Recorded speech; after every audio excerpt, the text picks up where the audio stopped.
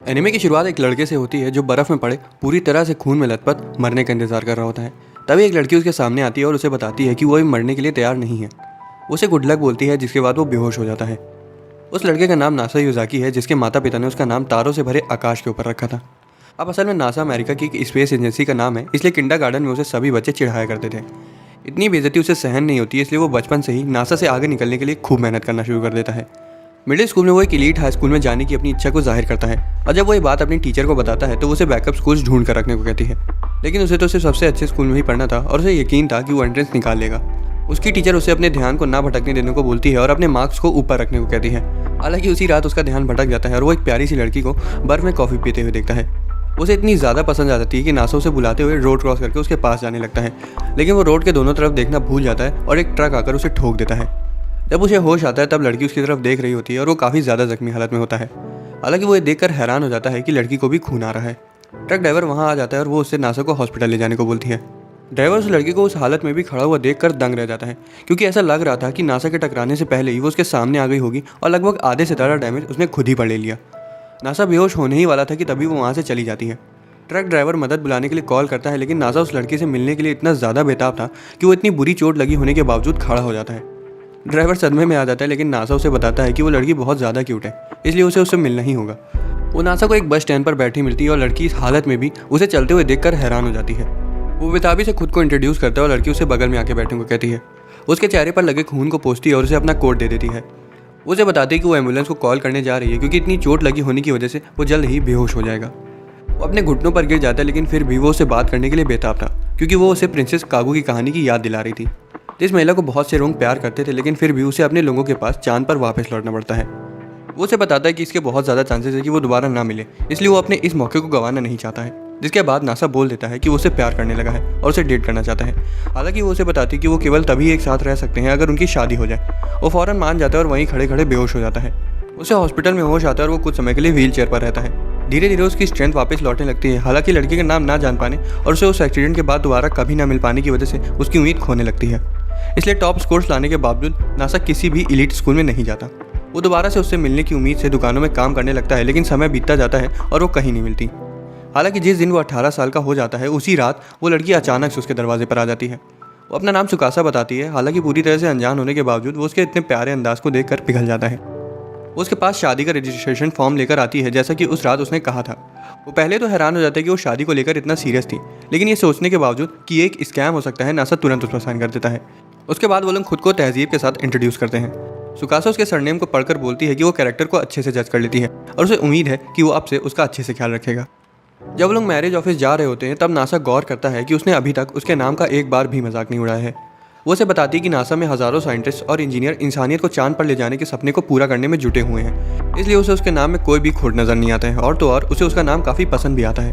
Office में आदमी इतने यंग कपल्स को देखकर हैरान हो जाता है, लेकिन उनके रजिस्ट्रेशन को एक्सेप्ट कर लेता है और एक पेड़ उन्हें तोहफे के तौर पर दे देता है। वो वापस लौट जाते हैं और नासा को अभी तक यकीन नहीं हो पा रहा था कि उसकी शादी इतनी खूबसूरत लड़की के साथ हो चुकी है। तभी उसे रियलाइज़ होता है कि अब जब उन लोगों की शादी हो चुकी है तो वो लोग एक साथ एक ही अपार्टमेंट में रहेंगे। उसे महसूस होता है कि वो अभी एक लड़के के साथ रहने के लिए तैयार नहीं है। उसे ये भी रियलाइज़ होता है कि उसका बेड एक सिंगल बेड है।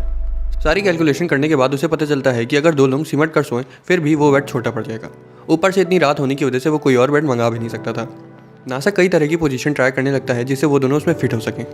ये जानने के बाद कि सुकासा ने उसे ये सब करते हुए देख लिया है, नासा शर्म से पूरा लाल हो जाता है। वो उसे अपना लगेज दिखाती है और नासा उसके लिए कॉफ़ी बनाता है। सुकासा उसे बोलती है कि अब उसके जाने के लिए कोई दूसरा घर नहीं है। नासा ये सुनकर शॉक हो जाता है कि अब चूंकि उनकी शादी हो चुकी है, इसलिए वो रात वहीं बिताएगी। हालांकि बेड काफ़ी छोटा होता है, इसलिए वो रात होटल में बिताने का प्लान बना रही थी। वो दुखी हो जाता है, लेकिन वो उसे बताती है कि वो उसकी वाइफ है, इसलिए वो सुबह फिर वापस आ जाएगी। नासा सोचने लगता है कि उसने उससे शादी क्यों करी होगी और उनकी पहली मुलाकात कितनी अजीब थी। उससे पूछता है कि वो शादी के लिए क्यों मान गई, जबकि वो दोनों तो एक दूसरे को जानते तक नहीं थे। सुकासा उससे पूछती है कि वो क्यों मान गया, जिस पर वो बताता है कि वो उससे प्यार करता है। सुकासा बोलती है कि वो किसी ऐसे लड़के से शादी नहीं करेगी जिससे वो प्यार नहीं करती। जिसके बाद वो वहाँ से जाने लगती है। तभी नासा दौड़कर उसके पीछे आ जाता है और बोलता है कि उसे रात वहीं बितानी चाहिए और वो किसी भी तरह से इतनी रात में भी एक और बेड अरेंज कर लेगा। असल में नासा को अंदर से महसूस हो रहा था कि अगर वो वहाँ से चली गई तो वो फिर कभी वापस नहीं आएगी। सुकासा मान जाती है और वो दोनों मिलकर मैट्रेस और फुटॉन ढूंढने लगते हैं। सुकासा ये जानकर हैरान हो जाती है कि उसे हर तरीके के फुटॉन्स के बारे में और उनके बनने के मेथड्स के बारे में पता है। वो ये भी खुलासा करता है कि उसकी मेमोरी लगभग परफेक्ट है। धीरे से नासा उसका हाथ पकड़ लेता है, जिसके बाद वो दोनों पूरी शॉपिंग एक दूसरे का हाथ पकड़े हुए करते हैं। वो अपार्टमेंट में वापस आ जाते हैं और सुकासा को वो हुडॉन काफ़ी ज़्यादा मखमली लग रहा था। उसकी क्यूटनेस को देखकर फिर से शर्माने लगता है। सुकासा बाथरूम ढूंढने लगती है लेकिन वो उसे नहीं मिलता। नासा बताता है कि वो अक्सर सुबह लोकल बाथ हाउस में फ्रेश हो आता है। वो ये भी बताती है कि उसके पास एक गेस्ट के लिए बेसिक सामान तक मौजूद नहीं है। वो दोबारा से सुकासा की नाइट ड्रेस और बेसिक एमिनिटीज़ लेने जाते हैं ताकि वो आराम से सो सकें। वो सोने के लिए कपड़े बदलने लगती है और नासा के मन में कुछ विचित्र ख्याल जन्म लेने लगते हैं। कपड़े चेंज करने के बाद वो अपने बालों को बांधकर जूड़ा बना लेती है जो नासा को काफ़ी प्यारा लगता है। नासा को समझ आ चुका था कि आज तो वो नहीं सो पाएगा। सुकासा तो उसे गुड नाइट बोलकर सो जाती है लेकिन नासा पूरी रात जागता रहता है। वो देखता है कि सुकासा करवट लेते हुए गद्दे से बाहर चली गई है। वो नहीं चाहता था कि उसे सर्दी लग जाए, इसलिए वो फिर से उसे बिस्तर पर वापस लेटा देता है और उसे गुड नाइट किस देने के बारे में सोचने लगता है। हालांकि उसे लगता है कि सोते वक्त अपनी पहली किस करना सही नहीं होगा, इसलिए वो वापस अपने बेड पर चला जाता है। थोड़ी देर बाद अचानक से वो खड़ी हो जाती है और पानी पीने चली जाती है। सुकासा नींद में रूम में वापस आती है और धोखे से नासा का कंबल ले लेती है। हालांकि ठंड काफ़ी थी लेकिन फिर भी वो सो जाता है। सुबह वो देखता है कि सुकासा कंफ्यूज है कि उसके पास वो कंबल कहाँ से आया। वो वहीं कपड़े चेंज करना शुरू कर देती है और नासा फ़ौरन उसे रोक कर दूसरे कमरे में चला जाता है। वो इस बात पर जोर देती है कि उसने उसका नाम बहुत ही फॉर्मली बोला, जिसके बाद वो फैसला करते हैं कि अब से वो एक दूसरे को उनके पेट नेम से बुलाएंगे। हालांकि शुरुआत में ऐसा सुनकर उन्हें थोड़ी सी शर्म आती है। वो ब्रेकफास्ट बनाने चली जाती है और नासा को वो एप्रन पहने हुए बहुत प्यारी लगती है। उसे फ्रिज में सारा खाना सलीके से लगा मिलता है और वो देखकर हैरान हो जाती है कि उसे खाना बनाना आता है। यही नहीं, नासा ने तो खाने के न्यूट्रिशंस के ऊपर रिसर्च तक कर रखी थी, जिस वजह से वो हर रोज़ उबला हुआ खाना खाता था क्योंकि उसमें सभी तरह के न्यूट्रिशंस मौजूद होते हैं। वो बताती है कि खाना बनाना कोई साइंस नहीं है, जिसके बाद वो उसके लिए लजीज खाना तैयार कर देती है जो कि उसके उबले हुए खाने से काफ़ी ज़्यादा अच्छा था। असल में बहुत अच्छी कुक है और अगर उसे सही सामग्री दी जाए तो वो कुछ भी बना सकती है। वो बाथ हाउस के बारे में पूछने लगती है और दोनों नहाने के लिए जाने लगते हैं। यहाँ भी नासा के कुछ गलत विचार जाग जाते हैं और वो सुकासा को नहाते हुए देखने के बारे में सोचने लगता है। नासा के पास हर लड़के की तरह नहाने के लिए सिर्फ एक गट्टी साबुन और शैम्पू की बोतल पड़ी हुई थी, इसलिए वो स्टोर में मॉइस्चराइजर और टोनर लेने जाते हैं। वो देखकर हैरान हो जाता है कि नहाने के लिए इतना सारा सामान इस्तेमाल होता है। वो बाथ हाउस पहुँच जाते हैं और कनामे अरिसुगावा जो वहाँ पर काम करती थी उनका स्वागत करती है। वो नासा के साथ एक लड़की को देखकर हैरान हो जाती है क्योंकि उसे लगता था कि उसे पढ़ाई के सिवाय और कुछ भी नहीं दिखाई देता है। नासा उसके बारे में सुकासा को बताता है कि वो मिडिल स्कूल में पढ़ती है और वो बाथ हाउस उसका परिवार चलाता है। कनामे गौर करती है कि वो एक दूसरे के काफ़ी नज़दीक हैं, जिस वजह से वो पूछती है कि क्या वो डेट कर रहे हैं, लेकिन ये जानकर हैरान हो जाती है कि उनकी शादी हो चुकी है। उनकी शादी के तोहफे पर वो उन्हें फ्री में नहाने देती है। हालांकि जैसे ही सुकासा नहाने जाती है वो नासा को वहीं रोक देती है और पैसों की जगह स्पष्टीकरण मांगती है।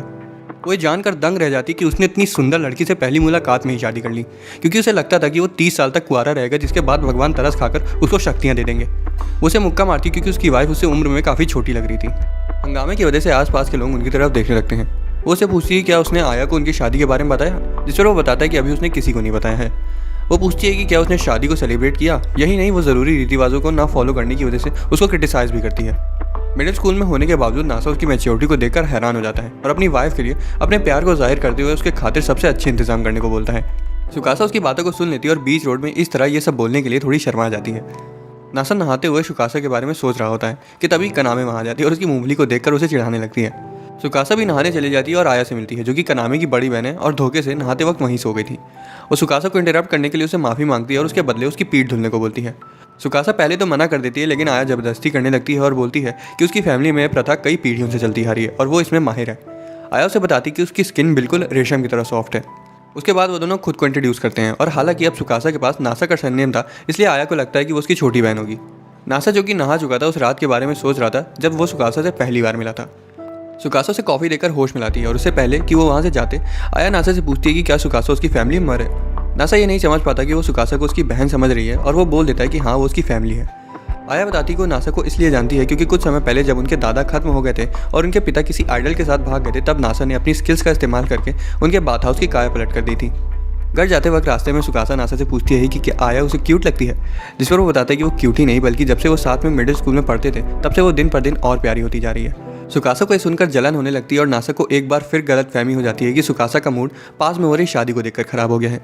सुकासा को भी गलत फहमी हो जाती है जिस वजह से नासा को लगने लगता है कि उसे एक प्यारी सी वेडिंग ड्रेस पहनकर धूमधाम से शादी करनी थी।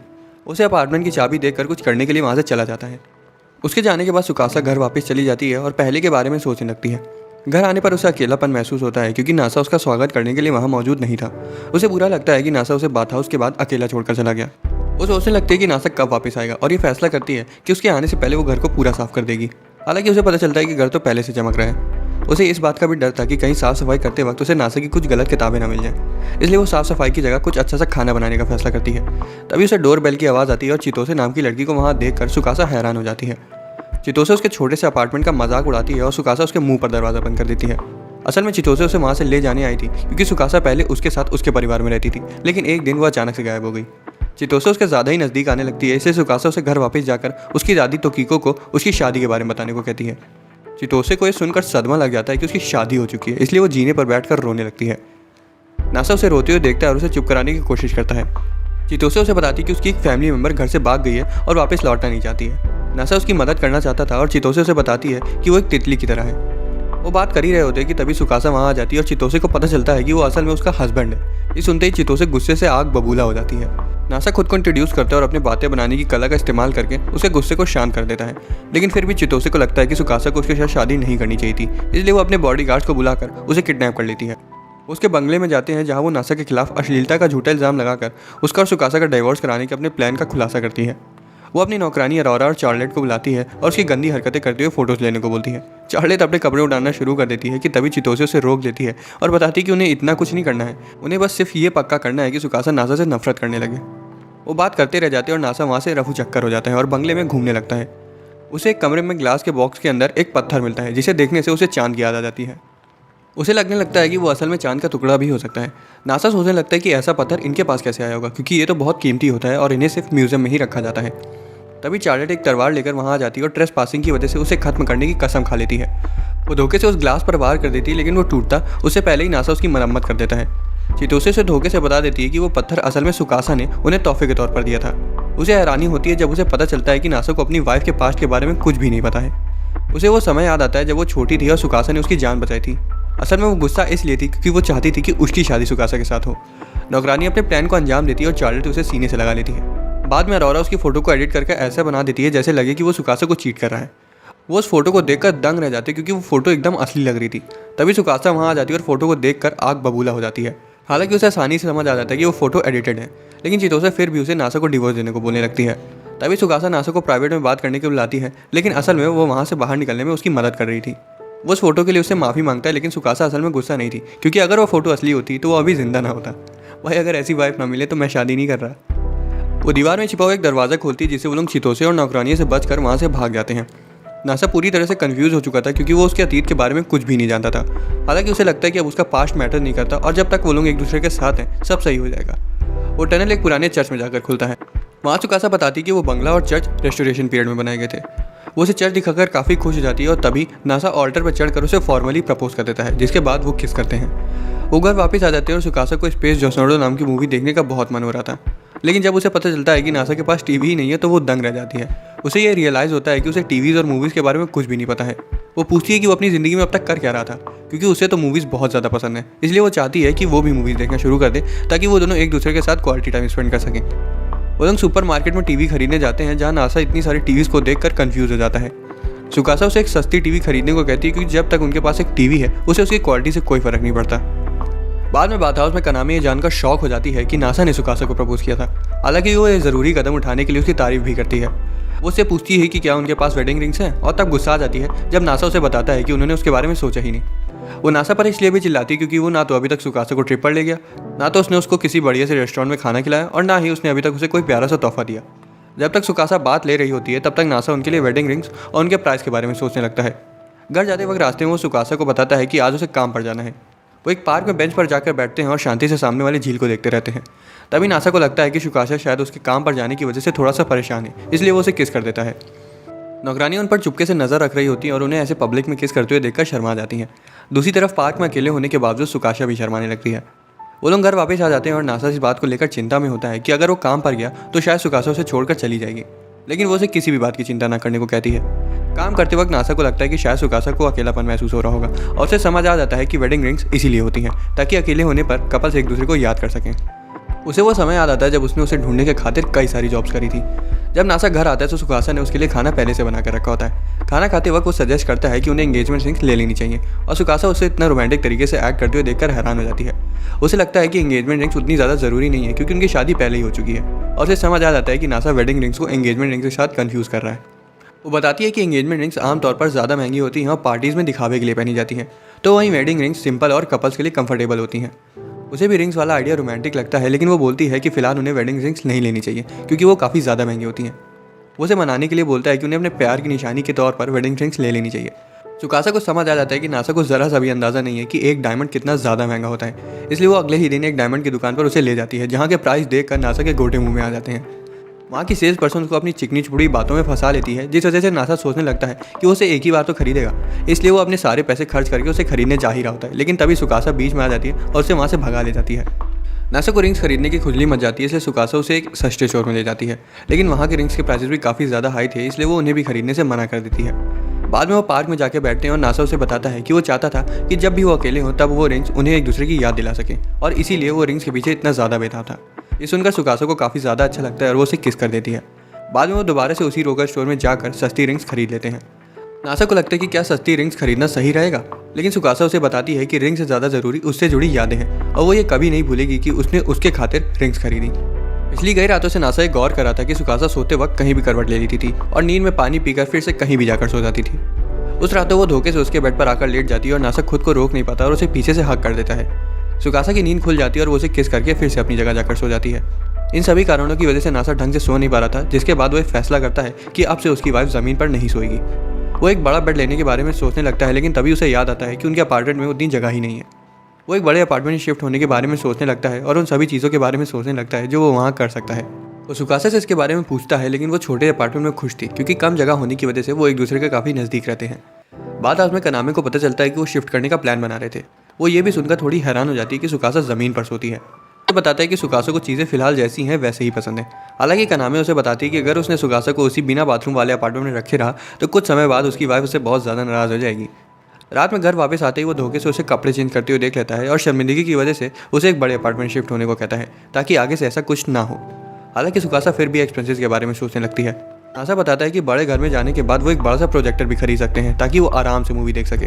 यही नहीं, वो वहाँ एक बड़ी सी शेल्फ भी बनवा देगा जिसमें वो अपनी सारी मूवी कलेक्शन रख सकती है। वो एक नई जगह खरीदने के बारे में सोचने लगते हैं, लेकिन उसके लिए उन्हें गारंटर की ज़रूरत पड़ेगी। तभी नासा को याद आता है कि उसने अपनी शादी के बारे में अपने पेरेंट्स को अभी तक बताया ही नहीं है। वो अपनी मम्मी को कॉल करता है और बताता है कि वो शादी कर चुका है और सीधा फ़ोन काट देता है। नासा सुकासा को बताता है कि उसने अपने पेरेंट्स को एक्सीडेंट के बारे में बता रखा था और ये भी कि उसने उसकी जान बचाई थी। वो ये फैसला करते हैं कि अब जब उन्हें उनकी ज़रूरत पड़ी गई है तो ये सुकासा को उनसे मिलाने का सबसे अच्छा समय होगा। नासा को उनसे मिलने के बारे में सोचकर थोड़ी चिंता होने लगती है कि तभी उसे अपने मम्मी का मैसेज आता है जिसमें लिखा होता है कि वो जानती हैं कि वो उन्हें एक नया अपार्टमेंट खरीदने के लिए कॉन्टैक्ट कर रहे हैं। वो गारंटर बनने के बदले सुकासा को साथ मिलाकर उनसे मिलने आने को कहती है। उसके पेरेंट्स शहर से काफ़ी ज़्यादा दूर रहते थे, इसलिए नासा ट्रिप के बीच में सुकासा के साथ हनीमून मनाने का प्लान बनाता है। सुकासा उसे सुन लेती है और एक कैमरा खरीदने की रिक्वेस्ट करती है क्योंकि वो उनकी नई ज़िंदगी की एक पिक्चर डायरी बनाना चाहती थी। वो नदी के किनारे सुकासा की कुछ तस्वीरें लेने से शुरू करते हैं और नासा को उसकी फ़ोटोज़ लेना इतना ज़्यादा पसंद आ जाता है कि वो एक के बाद एक फ़ोटो लेता जाता है। अगले दिन वो क्योटो के लिए रवाना हो जाते हैं और सुकासा उसके पेरेंट्स से मिलने के लिए काफ़ी ज़्यादा एक्साइटेड होती है। इस दौरान चितोसे और उसकी नौकरानी उन पर नज़र रखे होते हैं और ये सोच रहे होते हैं कि वो ट्रेन की जगह बस से क्यों ट्रैवल कर रहे हैं। सुकासा तो बस में आराम से सो जाती है, लेकिन नासा को वो सीट काफ़ी ज़्यादा अनकंफर्टेबल लग रही थी। चितोसे और उसकी नौकरानियाँ उन पर अभी तक नज़र रखी हुई थी और चितोसे उनका डाइवोर्स कराने का पूरा मन बना चुकी थी। नासा और सुकासा को इतना नज़दीक आते हुए देखकर चितोसे जल बन जाती है और खुद को दिलासा देने के लिए बोलती है कि चिंता करने की कोई ज़रूरत नहीं है क्योंकि हनीमून पर अक्सर कपल्स की लड़ाई हो जाती है। तभी नासा का वॉलेट खो जाता है, लेकिन इस बात पर उनकी लड़ाई नहीं होती। वो फूड कोर्ट में जाते हैं जहाँ सुकासा हर बार की तरह वही सेम खाना खाने की जगह कुछ स्पेशल खाने को बोलती है। वो नासा को एक जगह ले जाती है जहाँ रामेन के साथ नींबू दिया जा रहा था। उसे खाने के लिए बहुत ज़्यादा एक्साइटेड थी, लेकिन उसका स्वाद उसे कुछ खास पसंद नहीं आता। जब नासा को भी वो खाना पसंद नहीं आता तब वो उसे नींबू चूसकर रामेन खाने को कहता है। हालांकि जैसे ही सुकासा नींबू चूसती है नासा तुरंत उसकी फ़ोटो ले लेता है, जिस वजह से सुकासा उससे गुस्सा हो जाती है। नासा उसे खुश करने के लिए कुछ मीठा खिलाने ले जाता है। एक मेलन ब्रेड खाते ही सुकासा का पूरा मूड बदल जाता है। चितोसे देखकर गुस्सा आ जाती है कि लड़ाई होने के बावजूद उन्होंने डिवोर्स नहीं लिया और सीधा सुकासा के सामने आ जाती है। वो कुछ बड़बड़ा ही रही होती कि तभी कुछ न्यूज़ वाले वहाँ आ जाते हैं और सुकासा नासा को लेकर वहाँ से भाग जाती है। बाद में सुकासा बताती है कि चितोसे ज़रूर उनका पीछा कर रही होगी। अब हालांकि चितोसे के पास स्पीड कार्ड थी, इसलिए उसकी नौकरानियाँ डाइनर में रुककर खाना खाने लगती हैं। वो क्योटो पहुंच जाते हैं और नासा सुकासा के साथ उस शहर को घूमने के लिए बहुत ज़्यादा एक्साइटेड होता है। लेकिन सुकासा को तो वहाँ की बेकरी जाने की जल्दी मची हुई थी। उसे मनाने के लिए नासा उसे रैप गाकर समझाता है कि क्योटो में घूमने के लिए कितने सारे मंदिर और श्राइन्स हैं। हालांकि सुकासा को पुरानी जगह घूमने में कोई दिलचस्पी नहीं थी, लेकिन फिर भी वो नासा की खुशी के लिए मान जाती है। जब सुकासा घूमने के लिए ट्रेडिशनल किमोनो पहन लेती है तभी चितोसे वहाँ आ जाती है। नासा मामला सॉर्ट आउट करने के लिए नौकरानियों से सुकासा को आसपास घुमाने को बोलता है और चितोसे के साथ वहीं रुक जाता है। चितोसे बोलती है कि वो उसकी फेक गर्लफ्रेंड बनकर उसके साथ घूमेगी ताकि वो ये देख सके कि वो सुकासा के लायक भी है या नहीं। दूसरी तरफ रेस्टोरेंट में चार्लेट सुकासा से नासा के बारे में सवाल जवाब करती है और सुकासा बताती है कि नासा सच में बहुत प्यारा है और वो लोगों को काफ़ी अच्छी तरह से ट्रीट करता है। नासा क्योटो घूमने के अपने बनाए हुए प्लान के बारे में चितोसे को बताता है और उसे एक मशहूर डैंगो शॉप में ले जाता है। चितोसे उसे पूछती है कि वो सुकासा को इतना पसंद क्यों करता है, जिस पर नासा शर्माने लगता है और शेखी बगाड़ते हुए बताता है कि सुकासा कितनी ज़्यादा प्यारी है। चितोसे को गुस्सा आ जाता है क्योंकि उसे लगता था कि वो सुकासा को उससे ज़्यादा अच्छे से जानती है। नासा उसे ये भी बताता है कि कैसे सुकासा ने 2 साल पहले उसे एक ट्रक से भिड़ने से बचाया था, जिसके बाद ही से उसे समझ आ गया था कि उसकी किस्मत में नासा के साथ ही रहना लिखा है। भले ही चितोसे उसे काफ़ी समय से जानती हो, लेकिन फिर भी नासा ये वादा करता है कि वो सुकासा को रानी बनाकर रखेगा। बाद में नासा सुकासा को बताता है कि चितोसे को उसकी बात समझ में आ गई है और वो वापस लौट गई।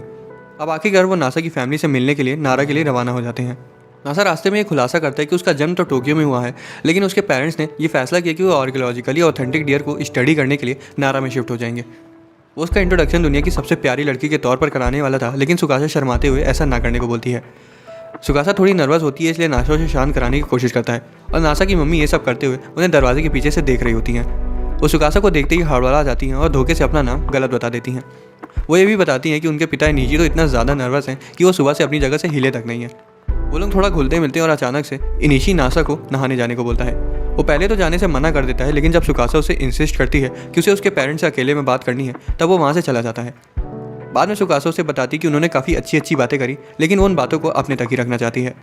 वो लोग सोने जा ही रहे होते हैं कि तभी नासा की मम्मी वहाँ जाती हैं और बोलती हैं कि वो ये याद रखे कि वो उनके पेरेंट्स के घर में और वहाँ की दीवारें साउंड प्रूफ नहीं है। ये सुनते ही नासा की हवा निकल जाती है। रात में नासा सुकासा से उसके हाथ पर सिर रखकर सोने को कहता है। हालांकि सुकासा के इतने नज़दीक होने की वजह से उसे खुशी तो मिल रही थी, लेकिन जल्दी उसका हाथ भी सो जाता है। उसे गुड नाइट किस करने के लिए पूछता है और सुकासा उसे किस करके फिर से सो जाती है। भाई मैं तो दुआ करूँगा कि मेरे सारे सब्सक्राइबर्स को ऐसी ही प्यारी सी पार्टनर मिले। अगली सुबह सुकासा सनराइज देख रही होती है और इनिशी को फादर इन लॉ बोल देती है, जिसे सुनते ही इनिशी बहुत खुश हो जाता है। वो बताती है कि नासा अभी सोया हुआ है और इनिशी को ये समझ नहीं आ रहा था कि वो आगे क्या बोले, इसलिए वो उसे अपनी लाइब्रेरी ले जाता है, जहाँ वो ये देखकर हैरान हो जाता है कि सुकासा पुरानी किताबों को आराम से पढ़ पा रही थी। नासा अचानक से वहाँ आ जाता है और उसे पुरानी किताबें पढ़ते हुए देखकर हैरान हो जाता है, क्योंकि उसे तो लगता था कि सुकासा को पुरानी चीज़ें पसंद ही नहीं है। बाद में सुकासा नासा के साथ पुराने मंदिर घूमने को कहती है, जिसे सुनकर नासा फिर से शौक हो जाता है। वो लोग नारा के पुराने बुद्धा टेम्पल जाते हैं, जहाँ सुकासा नासा की ढेर सारी तस्वीरें लेती है। बाद में वो दूसरे टेम्पल भी जाते हैं, जहाँ सुकासा दोनों की एक साथ प्यारी सी सेल्फी ले लेती है। नासा उसे हाइजो कासल में ले जाता है, जो कि वहाँ होता ही नहीं है, क्योंकि वहाँ की सारी बिल्डिंगें क्योटो में शिफ्ट करवा दी गई थी। सुकासा फिर भी वहाँ रुक कर फोटोज़ लेने को बोलती है, क्योंकि वो चाहती थी कि उनकी ट्रिप की सारी मेमोरीज उनके पास हमेशा रहें। सुकासा उसे उस रात की बातें बताती है जब इनिशी ने नासा को बचाने के लिए उसका शुक्रिया अदा किया था और ये भी बोला था कि वो उसका एहसान कभी नहीं चुका पाएंगे। उसे नासा का हमेशा ध्यान रखने को कहते हैं, जिस पर सुकासा ये वादा करती है कि उसे जितना हो पाएगा वो करेगी। हालांकि ट्रिप काफ़ी जल्दीबाजी में पूरी हुई, लेकिन फिर भी वो उन्हें काफ़ी पसंद आई। लेकिन जब वो टोक्यो वापस आते हैं तो पाते हैं कि उनका अपार्टमेंट जलकर राख हो चुका है। हालांकि सुकासा का सारा सामान उसके सूटकेस में ही था, लेकिन नासा का पूरा सामान जल चुका था। बस एक चीज़ थी जो बच गई और वो थी उनकी शादी की निशानी वाला बोनसाई ट्री। नासा एक्सीडेंट्स के लिए पहले से तैयार था और उसने अपार्टमेंट का इंश्योरेंस भी ले रखा था। यही नहीं, उसने अपना सारा काम पहले से ही ऑनलाइन अपलोड कर रखा था। सुकासा नासा की होशियारी देखकर चौंक जाती है और चिढ़ाते हुए उसे आई लव यू बोल देती है। बात उसमें कनामे उसके 1.5 इंची की वजह से उसे फिर से चिढ़ाती है और कोई दूसरी जगह ना होने की वजह से वो उन्हें वहाँ कुछ समय तक रहने का ऑफर देती है। सुकासा ये देखकर खुश हो जाती है कि कैसे नासा दूसरों की दी हुई हेल्प बिना मना किए एक्सेप्ट कर लेता है। वो अपने टेम्प्रेरी होम में रहने के लिए काफ़ी ज़्यादा एक्साइटेड होते हैं, लेकिन कनामे को अपनी बहन आया की चिंता हो रही थी, क्योंकि वो नासा को पसंद करती है। आया तो इतनी बुद्धू है कि वो अभी तक ये नहीं समझ पाई कि नासा और सुकासा सिबलिंग्स नहीं बल्कि कपल्स हैं। कनामे आया से पूछती है कि नासा के वहाँ रहने से उसे कोई दिक्कत तो नहीं है, जिस पर वो हड़बड़ाते हुए बोलती है कि उसे कौन सी दिक्कत होगी। जब नासा उसके पास आता है तब भी वो उसकी अंगूठी नहीं देख पाती, लेकिन जब नासा बताता है कि वो सुकासा को अपने पेरेंट्स से मिलवाने नारा ले गया था, तब आया सभी डॉट्स को कनेक्ट करने ही वाली थी, लेकिन फिर से उसका दिमाग काम करना बंद कर देता है। लेकिन तभी उनकी मम्मी वहाँ जाती है और सीधा आया को बता देती है कि नासा की शादी हो चुकी है, जिसे सुनकर आया का सपना छन से टूट जाता है, क्योंकि उसे बचपन से नासा बहुत पसंद था। कनामे उसे बताती है कि ऐसा सिर्फ इसलिए हुआ क्योंकि वो हमेशा उसे बताने से डरती रही। ये सुनकर आया का कॉन्फिडेंस बाहर आ जाता है और वो नासा को शादी के लिए कॉन्ग्रेचुलेट करके अपने एक स्ट्रीमर बनने का सपना पूरा करने का फैसला कर लेती है। कुछ दिनों बाद सुकासा नासा को बताती है कि उनके पास साफ कपड़ों की कमी पड़ रही है।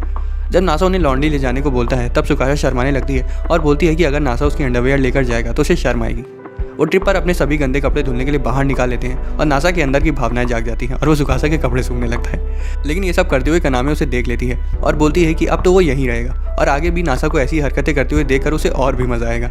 नासा सुकासा लॉन्ड्री जाते हैं और सुकासा उसे कपड़े धुलने का सही तरीका बताती है, क्योंकि नासा को अच्छे से कपड़े धुलने ही नहीं आते थे। बाद में वो नासा को बताती है कि उसके सारे कपड़े गंदे हो गए थे, इसलिए उसने सिर्फ ट्रैक सूट पहन रखा है और अंदर कुछ नहीं पहना है। तभी नासा उसकी इस तरह शर्माते हुए फोटो ले लेता है, क्योंकि ऐसी अपॉर्चुनिटीज़ बार बार नहीं आती हैं। कनामे नासा को ऑर्डर देकर बोलती है कि उसे सुकासा को कपड़े दिलाने जाने चाहिए और अगर उसने ऐसा नहीं किया तो वो उसको पीट डालेगी। सुकासा को लग रहा था कि शॉपिंग करने की उतनी ज़रूरत नहीं है, लेकिन नासा इस बात पर जोर देता है कि उनके ज़्यादातर कपड़े अपार्टमेंट के साथ जल गए थे और तो और उसे सुकासा को अलग आउटफिट्स में देखने का बहुत मन कर रहा है। वो हाराजाकू जाते हैं जहाँ नासा को एक आउटफिट बहुत ज़्यादा पसंद आ जाता है, लेकिन वो काफ़ी छोटे कपड़े थे, इसलिए वो उसे दूसरे कपड़े चूज़ करने में उसकी मदद करता है। बाद में सुकासा उसके साथ अंडरवेयर खरीदने जाता है, जहाँ सुकासा उसका हाथ पकड़ लेती है ताकि उसे अनकंफर्टेबल फील ना हो। हालांकि नासा की ठरकियों वाली शक्ल देखने के बाद वो डिसाइड करते हैं कि उसकी शॉपिंग सुकासा को खुद कर लेनी चाहिए। वो शॉपिंग कर लेते हैं और नासा घबराते हुए उसे पूछता है कि क्या एक दिन वो उसे एक प्यारी सी अंडरवेयर पहने हुए देख सकता है। इतनी ऑकवर्डनेस की वजह से वो तुरंत टॉपिक बदल देते हैं। उन्हें बाथ हाउस में गेस्ट की तरह रहने में मज़ा तो बहुत आ रहा था, लेकिन नासा के हिसाब से वो काफ़ी ओल्ड फैशन था, इसलिए वो जल्द ही वहाँ से शिफ्ट करने का प्लान बनाने लगता है। सुकासा डिनर तैयार कर लेती है और उसने टोनकात्सु बनाया था, जो कि नासा को हद से ज़्यादा पसंद था। उसे उसका पोर्क और सॉस काफ़ी लजीज लगता है और सुकासा उसे बताती है कि उसे लोग टोनकात्सु क्वीन के नाम से भी जानते हैं। नासा की ख्वाहिश थी कि वो पूरी ज़िंदगी उसके हाथों का बना स्वादिष्ट खाना खाते रहे। तभी कनामे उनके लिए खरबूजा लेकर आती है और नासा और सुकासा को वो काफ़ी ज़्यादा पसंद आता है और वो ये फैसला करते हैं कि किसी दिन उन्हें भी कनामे की उदारता का ऋण चुकाना चाहिए। नासा उसे खिलाने के लिए फोर्क आगे बढ़ाता है, लेकिन सुकासा शर्माने लगती है, जिस पर नासा बोलता है कि उसे तो आगे उसके साथ और भी कई शर्मनाक चीज़ें करनी है। अगले दिन नासा का पुराना लैंडलॉर्ड उसे कॉल करता है और पूछता है कि क्या वो उनके नए अपार्टमेंट को देखना चाहेगा। कनामे उनकी वहाँ से शिफ्ट होने की खबर सुनकर थोड़ी दुखी हो जाती है, क्योंकि उसे उनकी प्यारी हरकतें देखने में मज़ा आने लगा था। लैंडलॉर्ड को वो दोनों पसंद भी थे, इसलिए वो उन्हें पहले ही वाले प्राइस में अपार्टमेंट देने का ऑफर देता है। जब वो नए अपार्टमेंट को देखने जाते हैं तो वहाँ एक आलीशान बिल्डिंग को देखकर दंग रह जाते हैं। वो एक दूसरे का हाथ पकड़ते हैं और अपार्टमेंट की चमक धमक को अचंभा में देखते हैं। उन्हें उस हाई राइज अपार्टमेंट में एक आलीशान बाथटब भी मिलता है, जहाँ सुकासा सर्दियों में आराम से नहाने के बारे में सोचने लगती है, तो वहीं नासा उस बाथटब में उसके साथ नहाने के बारे में सोचकर एक्साइटेड हो जाता है। वो उस बड़े से बेड को भी देखते हैं, जो कि उनके पुराने अपार्टमेंट से काफ़ी बड़ा था। थोड़ी देर बाद नासा को मैसेज आता है कि धोखे से उन्हें गलत लोकेशन भेज दी गई थी और उनका अपार्टमेंट लगभग पुराने वाले की तरह है। नासा को पूरी उम्मीद थी कि वो खूब मेहनत करके एक दिन उसी तरह की जगह खरीद लेगा, लेकिन सुकासा को लगता है कि वो जहाँ भी रहेंगे खुश रहेंगे, क्योंकि वो उसी जगह को अपना घर बना लेगी। अगली सुबह सुकासा कनामे की बाथ हाउस में मदद करने को कहती है, लेकिन कनामे मना कर देती है क्योंकि वो उनके गेस्ट हैं। लेकिन सुकासा इंसिस्ट करती है, क्योंकि भले ही उनकी फैमिली ने उन्हें रहने की जगह दी है, फिर भी उसे वहाँ किसी भी काम में हेल्प ना करने की वजह से अनकंफर्टेबल फील हो रहा है। ये सुनकर कनामे उसे मदद करने देती है। सुकासा को पता चलता है कि ज़्यादातर काम नासा की बनाई हुई मशीन्स की वजह से अपने आप ही हो जाता है। वो सुकासा को मुश्किल जगहों की साफ सफाई करने को कहती है। कुछ ही देर में सुकासा बिना एक भी दाग छोड़े पूरे बाथ हाउस को चमका देती है। जब वो लोग गर्म पानी के लिए भट्टी जला लेते हैं, तब कनामे सुकासा को नासा की जान बचाने के लिए शुक्रिया बोलती है, क्योंकि वो नासा की बहुत रिस्पेक्ट करती है और उसने उनके परिवार के लिए काफ़ी मदद भी करी है। सुकासा को भी बहुत खुशी होती है कि जिसकी जान उसने बचाई उसी से उसको प्यार हो गया। थोड़ी देर बाद कनामे स्कूल चली जाती है। सुकासा नासा से उसके पसंदीदा खाने के बारे में पूछती है। वो उबला हुआ खाना नहीं जिससे उसको पूरे न्यूट्रिशन मिलते हैं, बल्कि और कुछ जो उसे काफ़ी अच्छा लगता हो। जिसके बाद नासा उसे बताता है कि सबसे अच्छा उसे करी चावल लगता है। सुकासा सुपरमार्केट जाकर करी बनाने की सारी सामग्री लेने का फैसला करती है और नासा भी उसके साथ आ जाता है। रास्ते में उन्हें कनामे की मम्मी मिलती हैं, जो कि नासा को अपने पास बुलाती हैं और सुकासा को बगल वाले पार्क में ले जाकर कुछ संदिग्ध चीज़ें करने को बोलती है, जिससे उनकी शादीशुदा ज़िंदगी में थोड़ा तड़का लग जाए। नासा को तो सब कुछ समझ आ जाता है, लेकिन मासूम सुकासा कुछ नहीं समझ पाती, इसलिए वो चुपचाप उसे वहाँ से ले जाता है। शॉपिंग करके वापस लौटते वक्त नासा उससे बोलता है कि लकी है कि वो कोई हाई स्कूल कपल नहीं है, नहीं तो उनके पेरेंट्स घर पर उनका इंतजार कर रहे होते। वो टहलते हुए एक सुनसान पार्क में आ जाते हैं, जहाँ सुकासा उसे चिढ़ाते हुए बोलती है कि कनामे की मम्मी के सामने तो उसने पार्क ले जाने से मना कर दिया था, तो अब क्या उसके मन में कोई विचित्र ख्याल तो नहीं जाग रहे हैं। नासा उसे बताता है कि वो सिर्फ उसे किस करने का प्लान बना रहा था और कुछ नहीं। सुकासा उसके आगे आते ही पीछे हट जाती है और बताती है कि उसने आज रात गार्लिक ब्रेड खाई थी, जिसे सुनते ही नासा टूट जाता है। सुकासा ये एडमिट करती है कि वो पार्क सच में काफ़ी शांत है और उसे वहाँ रहकर ऐसा महसूस हो रहा है कि वो इस पूरी दुनिया में अकेले हैं। अचानक से नासा उसे पीछे से गले लगा लेता है और बोलता है कि वो बहुत सॉफ्ट है। सुकासा भी बोलती है कि उसे हग अच्छा लग रहा है। अगले दिन चितोसे को पता चलता है कि नासा सुकासा का अपार्टमेंट जल चुका है, इसलिए वो सुकासा से पूछती है कि वो कहाँ रह रहे हैं। चितोसे ये जानकर सदमे में आ जाती है जब उसे पता चलता है कि वो सामने वाले प्लेग्राउंड में रहने लगी है। जब चितोसे उसका घर देखने के लिए अंदर घुसती है, तभी मौका पाते ही सुकासा वहाँ से भाग जाती है। इस दौरान नासा रूम में पुराने सामान को सलीके से लगाकर उनकी जाँच कर रहा था। तभी उसमें से उसे ताकोयाकी बनाने की ट्रे मिलती है और वो ताकोयाकी पार्टी करने का फैसला कर लेता है। वो कनामे और आया को इनवाइट करने जाता है, लेकिन कनामे नासा को बताती है कि आया अभी सुकासा के सामने आने से हिचकिचाती है। अचानक से चितोसे सुकासा का पीछा करते हुए वहाँ आ जाती है और सुकासा मजाक करते हुए बोलती है कि उस बाथ हाउस की ज़मीन पर उसका रैन बसेरा है। नासा पूरा मज़ा गिरगिरा कर देता है और बता देता है कि उन्होंने बाथ हाउस में रूम बोरो किया है। चितोसे और नौकरानियों को बाथ हाउस तो काफ़ी पसंद आता है, लेकिन फिर भी चितोसे उनसे पूछती है कि वो बंगले में क्यों नहीं आए, जिस पर सुकासा बोलती है कि उसके पास प्ले स्टेशन ही नहीं है। चितोसे बोलती है कि वो सारे नए प्ले स्टेशन उसके लिए खरीद देगी, लेकिन ये सुनते ही सुकासा की जगह उसके पास आया आ जाती है, क्योंकि उसे गेम्स खेलना बहुत पसंद था। सुकासा ये फैसला करती कि अब जब सब लोग वहाँ आ ही गए हैं तो उन्हें ताकोयाकी पार्टी भी कर लेनी चाहिए। आया सुकासा की कुकिंग एबिलिटी को चैलेंज करती है, ये देखने के लिए कि वो नासा के लायक है भी या नहीं। हालांकि सुकासा के हाथों का बना खाना खाते ही सभी लोग अपनी उंगलियां चाटते रह जाते हैं। यहाँ तक कि आया को भी समझ आ जाता है कि वो इस जन्म में तो सुकासा को कुकिंग में कभी नहीं हरा पाएगी, इसलिए वो उसे स्ट्रीट फाइटर गेम में चुनौती देती है। नासा भी ये खुलासा करता है कि वो भी माइन स्वीपर और सॉलिटेयर जैसे गेम्स खेलता था, लेकिन सुकासा उसे आसानी से हरा देती है। हालांकि कनामी उसको टक्कर दे पा रही थी, लेकिन सुकासा उसको भी हरा देती है। ये देखकर नौकरानियाँ ये फैसला करती हैं कि वो एक गेमिंग टूर्नामेंट ऑर्गेनाइज कराएंगी और जो उसमें जीतेगा वो नासा से कुछ भी करवा सकता है। चितोसे, आया और सुकासा टूर्नामेंट में भाग लेती हैं। चितोसे चाहती थी कि नासा बिना कपड़ों के हाथों के बल खड़ा हो जाए, लेकिन उसका ये सपना आया चूर चूर कर देती है। चितोसे दोबारा से उसे स्ट्रीट फाइटर में चैलेंज करती है, लेकिन वहाँ भी आया उसे गंदी तरह से हरा देती है। सुकासा भी फॉर्म में आ जाती है और उसके साथ खेलती है, लेकिन आया उसे भी हरा देती है। सुकासा उसे बोलती है कि इस गेम में उसका हाथ अभी जमा नहीं हुआ है, इसलिए वो आया को स्ट्रीट फाइटर के सबसे पहले वर्जन में चैलेंज करती है। चूंकि आया को कंट्रोलर तक इस्तेमाल नहीं करना आता था, इसलिए मैच शुरू होते ही वो हार जाती है। धीरे धीरे आया का हाथ भी उस कंट्रोलर में सट जाता है और आखिर में वो मैच टाई हो जाता है। पार्टी जारी रहती है और वो ताकोयाकी के मजे लेते हैं। सुकासा और नासा को साथ में इतने प्यार से कुकिंग करते हुए देखकर चितोसे उनको एक कपल के तौर पर एक्सेप्ट कर लेती है। पार्टी के बाद नासा सुकासा से पूछता है कि अगर वो टूर्नामेंट जीत जाती तो वो उसे क्या मांगती, जिस पर सुकासा उसके होठों पर किस कर देती है।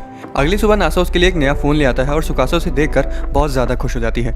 उसे टच फ़ोन उतना अच्छे से चलाना नहीं आता था, इसलिए नासा उसके फ़ोन को सेटअप कर देता है और वो अपने वॉलपेपर के लिए उसकी फ़ोटो ले लेती है। बाद में सुकासा कनामी को बताती कि वो भी अब लाइन पर है। दोस्तों, लाइन जापान में व्हाट्सएप की तरह ही एक ऐप है। वो बोलती है कि इंसानों ने एक दूसरे को सिग्नल देने में कितनी तरक्की कर ली है। वो एक दूसरे को ऐड कर देते हैं और कनामी की प्रोफाइल पिक्चर में एक सेक्सी सी मूली लगी हुई थी।